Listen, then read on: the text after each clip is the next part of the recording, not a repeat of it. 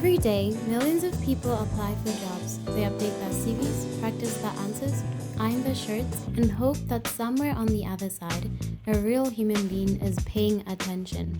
But what if it's not a human being? What if it's a machine? One that watches your face, measures your pauses, analyzes the shake in your voice, and decides in minutes whether you're worth a second look. That machine exists. Companies are using it right now. They call it artificial intelligence. They call it objective. They call it progress. This is the story of Nexus, an AI hiring system rolled out by one company over 3 days. It processed 42 candidates. It got it wrong. This is the story of Leo, a man who knew the work, had done the work, and walked into that room nervous because it mattered to him. And this is the story of what happens when the people who built the system finally look at what it's actually doing.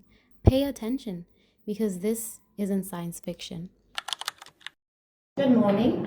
So for Monday, all first round video interviews will go through Nexus. It reads facial expression, tone, and response latency, runs it against the benchmarks, and gives us a short list. This cuts the review time by about 60%. That's legal, no? Yes, they already signed off last week. Okay, let's get it done with. I just wanted to flag the accuracy varies a lot across different cultural backgrounds. It's around 12%. So I guess it's worth keeping that in mind as we review the outputs. Noted, but our current process has a 30% callback rate for candidates who then don't make it past the second round. So the system's already outperforming that in trials. Right. Yeah. I just wanted to have it on record. Candidate 1, Leo Abera. Analysis beginning. Good afternoon. Thank you for the opportunity. I've been in data infrastructure for 5 years, and last year I led a migration project for a national bank. Bot processing errors down by 28%. I managed a team of 8. Through it, the project came in under the budget and 2 weeks ahead of schedule. If you need, I can send over the full documentations, the project reports, metrics, client references, and whatever it is that you deem useful. Elevated vocal tremor detected. Confidence index low. Flag. Possible emotional instability. Question 1. Describe a time you had to resolve a major conflict within your team. Well, there was one time when 2 senior engineers disagreed strongly with an approach, and I organized a meeting, listened to both sides, and we found a compromise that kept the project on track. It wasn't easy, but we moved forward. Extended pause registered. Vocal inconsistency detected. Flag. Possible deception or lack of leadership conviction. Cultural communication pattern suggests low assertiveness. Question 2. Why do you want to work at this company?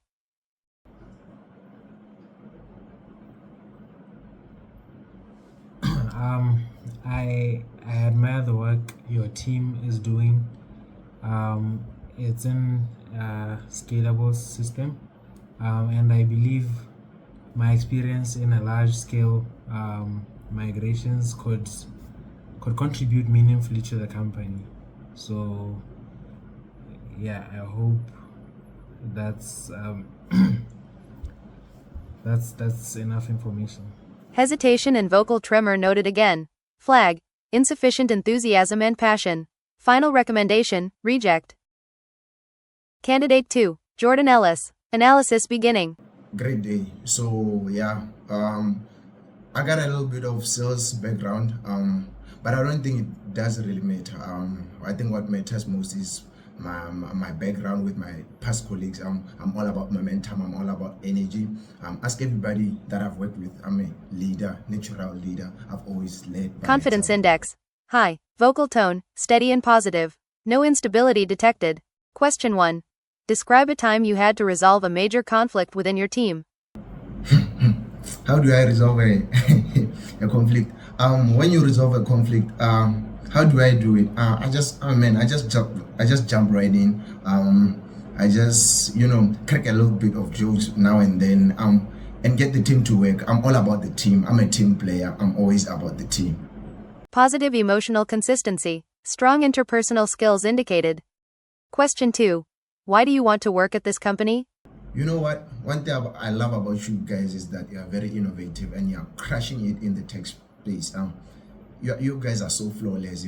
I just love the work you guys put in. I just love working in so much, I would say, paced environments. I'm somebody who just loves challenges, and I'm one person who stands out for that. And I love that challenge that comes with you guys and working for you guys. High enthusiasm detected. Emotional consistency maintained. High cultural fit probability. Final recommendation, accept. 2 candidates, same empty room, same cold camera. One had the experience, the track record, the proof, and he was nervous because it meant something to him. On the other hand, one had confidence, charisma, and nothing behind it, and was relaxed because he had nothing to lose. The machine rewarded the one with nothing to lose. It penalized the one who cared. You just watched a qualified man get rejected for being human, for pausing and letting his voice shake a little. And you watched a man with no relevant experience sail through because he smiled at the right moments and never stopped to think before he answered. The machine didn't make a mistake. It did exactly what it was built to do. That's what should scare you. Yo, bro, so I got my interview results this morning and turns out I got rejected. I got an automated email this morning saying I was flagged for dishonesty, stuff like that. Dishonesty? That sounds like you. Yeah, man, I'm just as surprised as you. So apparently, due to my pausing here and there, the AI was like, nah, there's some dishonesty here in this script here and there. So yeah, I didn't get the part. That's insane. Yeah, man. All my life's work and just so some code could be like I'm dishonest because of my shaky voice, pausing here and there, even though I have the documents and the history to back my stuff, man. So I don't know, man. Every system has a flaw. Every single one. The people who build them know it. The people who approve them know it. But somewhere between the boardroom and the launch date, the flaw becomes a footnote. Because the flaw is never the priority. The efficiency is, the cost saving is, and the progress certainly is. And the flaw just sits there, patient, waiting.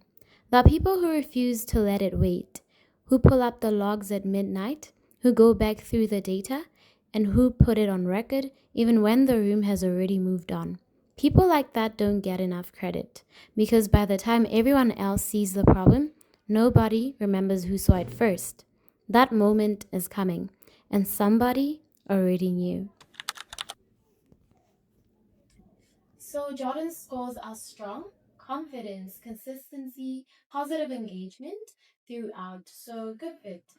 So when are we gonna get the offer? Can I just Leo Abana had 5 years in the exact field, right? Jordan said outright he doesn't have any background data. So how is that being factored in? So here's the thing, Mr. Hope. The system weighs emotional intelligence indicators alongside experience. Jordan scored high across the board, and as for Leo, he did not clear the threshold. The threshold for what though? That's what I'm asking.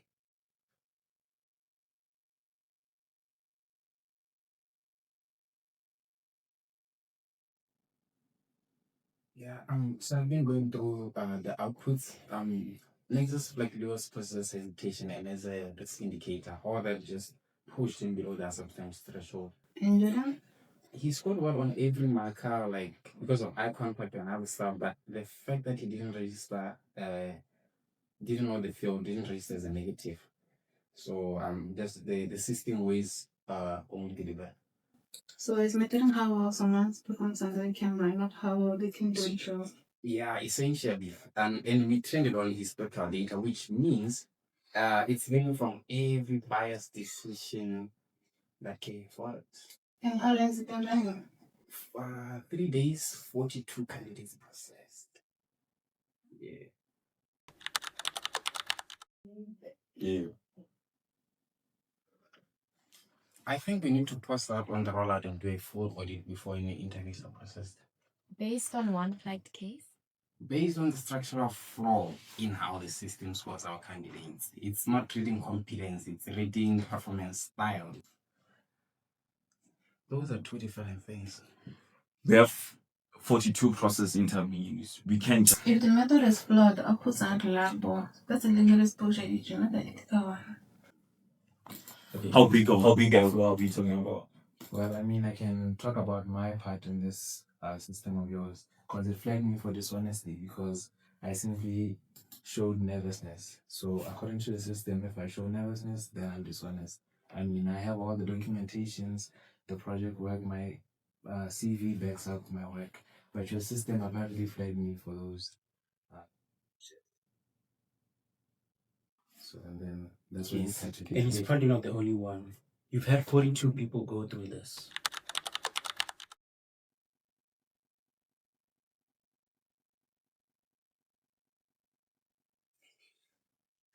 Oh, okay. Well, we implemented this because the old process was unreliable. We're just trying to make it more efficient. I know, but the objective and fair are the same thing. So if the baseline is wrong. Get legal on the call this afternoon, then hope write an audit scope.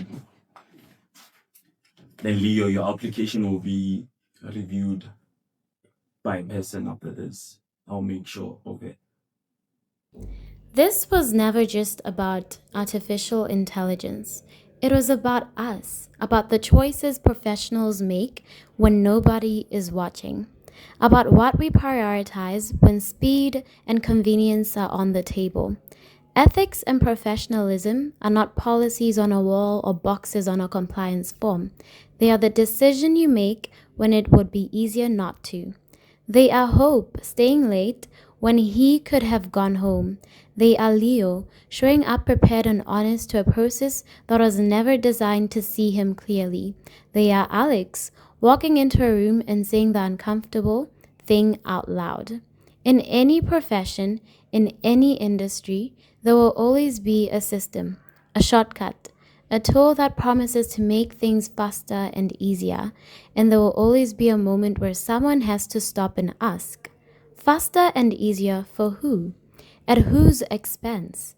That is the question ethics demands every time without exception.